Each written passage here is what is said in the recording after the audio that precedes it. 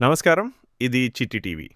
ఈరోజు మనం మాట్లాడుకోబోతున్న విషయం చిన్న రైతుల జీవితాన్ని నేరుగా తాకే ఒక నిజమైన సమస్య గురించి. ఇది ఎవరి మీద ఆరోపణ చేయడానికి కాదు, నిజాన్ని అర్థం చేసుకునే ప్రయత్నం మాత్రమే. ఒక చిన్న రైతు పరిస్థితిని నిజంగా చూద్దాం. ఒక పొలం ఇక్కడుంది.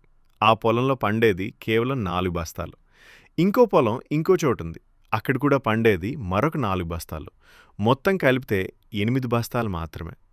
ఇప్పుడు మరో పెద్ద సమస్య మొదలవుతుంది. ప్రతి రైతుకి అదే కూలీలు అదే సమయంలో దొరకడం లేదు.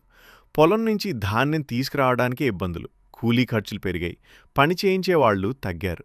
ఇక్కడే రైతు ఒత్తిడిలోకి వెళ్తాడు. ఇప్పుడు ఈ 8 బస్తాలు మిల్కి పంపాలంటే ట్రాక్టర్ అవసరం. రవాణా ఖర్చెంత?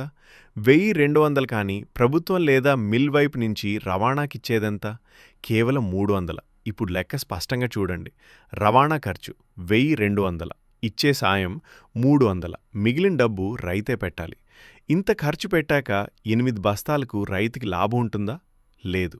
పండించినా సరే రవాణా కూలీల ఖర్చులు పోగా రైతుకి చేతిలో ఏం మిగలడం లేదు. అందుకే రైతు ఏం చేస్తున్నాడు? ఈ ఖర్చులు నాకు సరిపోవు అని మధ్యవర్తి దగ్గరికి వెళ్తున్నాడు. ఇది ఆశ కాదు, అవసరం. మధ్యవర్తి పొలం దగ్గరికే వస్తాడు. రవాణా చూసుకుంటాడు. కూలీల సమస్య తలపెట్టాడు. అందుకే రైతు తప్పనిసరిగా మధ్యవర్తిపై ఆధారపడాల్సి వస్తుంది. ఇది రైతు తప్ప? కాదు. ఇది రైతు అలసత్వమా? కాదు. ఇది వ్యవస్థ చిన్న రైతుని పట్టించుకోకపోవటం వల్ల వచ్చిన పరిస్థితి.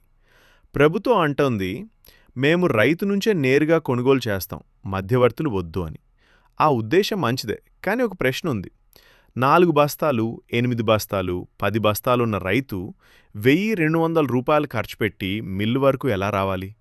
పెద్ద పొలాలున్న రైతులు డైరెక్ట్గా మిల్కి వెళ్తారు. అది వాళ్ళకి సాధ్యం. కానీ చిన్న చిన్న పొలాలున్న రైతులకు అది సాధ్యం కావడం లేదు. మిల్లర్లు కూడా అంటున్నారు, మేము రైతుని ఇబ్బంది పెట్టాలనుకోవటం లేదు అని. అంటే రైతు తప్పు కాదు, మిల్లర్ కూడా పూర్తిగా తప్పు కాదు. సమస్య ఎక్కడుంది? వ్యవస్థలో ఉన్న లోపంలో ఉంది. ఇప్పుడు పరిష్కారం ఏంటి? గ్రామ స్థాయిలో కలెక్షన్ పాయింట్లుండాలి. 5-10 మంది రైతులు ఒకచోట ధాన్యం ఇస్తే ఒకటే ట్రాక్టర్, ఒకటే ఖర్చు. రవాణా భారం తగ్గుతుంది. రవాణాకిచ్చే 300 రూపాయల సాయం చిన్న రైతుకు సరిపోదు.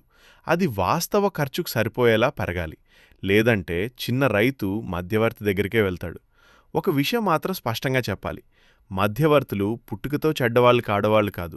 వ్యవస్థ చిన్న రైతును పట్టించుకోకపోతే మధ్యవర్తి ఆటోమేటిక్గా వస్తాడు.